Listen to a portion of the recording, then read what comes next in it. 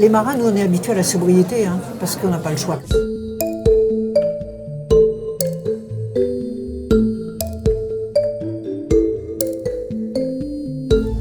Bienvenue à Madame Brasserie pour un nouveau rendez-vous en votre compagnie. Thierry Marx, bonjour. Bonjour. Tous les dimanches, le mot à la bouche sur France Info et régulièrement avec des invités pour parler nourriture, alimentation. Aujourd'hui, Isabelle Autissier. Bonjour Isabelle. Bonjour à tous les deux. Ravi de, Très honoré.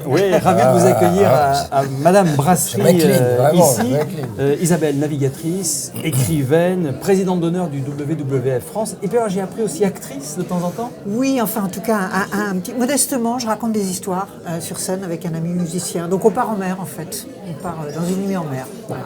La question qu'on a envie de vous poser tout de suite, Isabelle, comment vont les océans ? Mal. Mal, mais la bonne nouvelle, c'est que c'est dû à l'action des hommes, donc on y peut quelque chose. Ce serait le passage de la comète, on pourrait rien. Mais en fait, l'océan est en état de pollution terrible, en état de surpêche terrible. Maintenant, on a des leviers pour agir et à nous de le faire. Mais vous êtes optimiste ? C'est pas une question d'optimisme, il faut se battre. Il faut se battre, il faut avancer. On voit que par exemple, quand on fait une aire marine protégée, c'est extraordinairement efficace au bout de 4-5 ans seulement. Donc il faut donner un tout petit coup de pouce à la nature au lieu de lui taper sur la tête. Et elle est souvent assez bonne fille. Et quand on la laisse respirer, eh ben on voit les espèces qui reviennent. Thierry, les océans, bon, c'est aussi une manière de nourrir la planète, c'est très important pour l'alimentation. Complètement. Il faut qu'on arrête notre mode de consommation, y compris nous, chefs de cuisine. On doit montrer l'exemple sur les espèces protégées, réduire l'offre, redevenons des mangeurs intelligents et finalement on aidera à notre façon cette protection des océans. Et puis, il y a quelque chose qui est de positif au niveau des océans, c'est l'étude que nous faisons sur les algues. Et je pense que très rapidement, ça fait déjà 10 ou 15 ans que nous étudions les algues, qu'on va pouvoir l'Université apporter. d'Orsay avec Raphaël Aumont, Thierry, on peut le dire. Avec Raphaël Aumont, à Paris-Saclay, on étudie tout ce qui travaille sur les algues et on sait que les algues vont rentrer quelque part dans notre alimentation de façon beaucoup plus durable. Le vrai problème, Isabelle Autissier, c'est la surpêche aujourd'hui. C'est-à-dire que... Oui, la surpêche, j'allais dire la mauvaise pêche. C'est-à-dire que on a pris l'habitude de manger certaines espèces et pas d'autres. Donc quand on tire un chalut, on va jeter la moitié de ce qu'on prend dans le chalut. Donc ça, c'est vraiment, par exemple, la responsabilité des chefs aussi, et c'est ce qu'ils commencent à faire, et de nous apprendre aussi qu'il y a des espèces qu'on ne considère pas et qui peuvent être très bonnes, et qu'on n'est pas tout le temps obligé de manger de la sole, du merlu, et puis de savoir aussi, consommons local. N'allons pas chercher notre merlu en Argentine, qui arrive en avion avec un coût carbone démesuré, quoi. Donc faisons aussi attention à l'origine de ces produits. Ce qu'il faut dire aussi, c'est à cette industrie agroalimentaire et à la grande distribution, faites moins d'offres, faites des offres plus intéressantes, redynamisez une pêche côtière, privilégiez moins une pêche industrielle qui, elle, de toute façon, quand elle part 15 jours en mer, vous m'arrêtez si je me trompe, mais elle va ramasser beaucoup et elle va rejeter beaucoup. Et ça, c'est un vrai défaut. Or que nos pêches côtières étaient assez protectrices, c'était de petites entreprises, et là, elles ont beaucoup disparu. Avec en plus un impact sur les populations locales, parce que des petits bateaux, ils font vivre une multitude de gens dans les villages, sur les côtes, alors qu'un très gros bateau industriel qui va venir à quai une fois tous les 15 jours, des fois venir à quai à l'autre bout de l'Europe parce que ça coûte moins cher, voilà, il va être très destructeur et il ne va pas apporter grand-chose aux gens localement. Isabelle, quand vous êtes sur votre bateau, au bout du monde, comment vous mangez ? Vous mangez quoi ? Vous nourrissez comment ? Ça nous intéresse aussi. En course, honnêtement, on mange très mal. Mais par contre, quand on est en croisière, on peut se permettre de cuisiner. C'est même un petit plaisir à bord.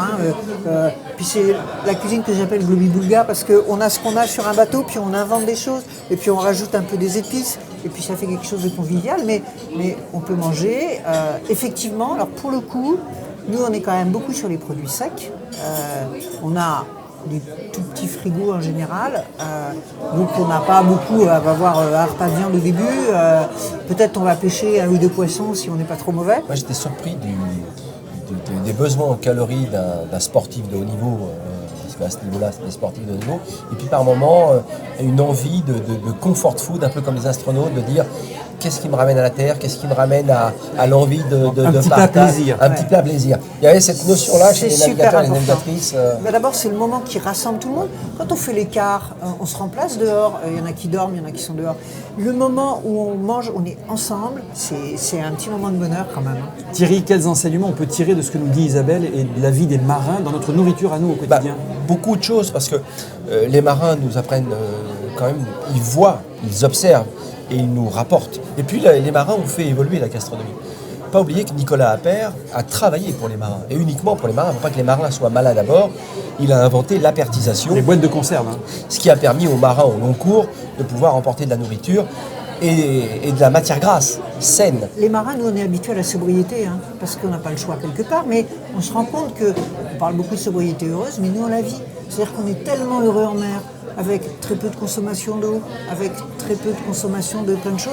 Et finalement, on arrive à partager ce bonheur et aussi à le ramener à terre en racontant et en montrant tout ce qu'on vit. Isabelle, présidente du WWF France, 70% des vertébrés ont disparu depuis 50 ans sur la planète. C'est pas du tout inéluctable. C'est ce que je disais au début de l'émission. Ça dépend de nos modes de vie, de nos modes de production et de nos modes de consommation. Et toutes les sociétés humaines ont été capables d'évoluer.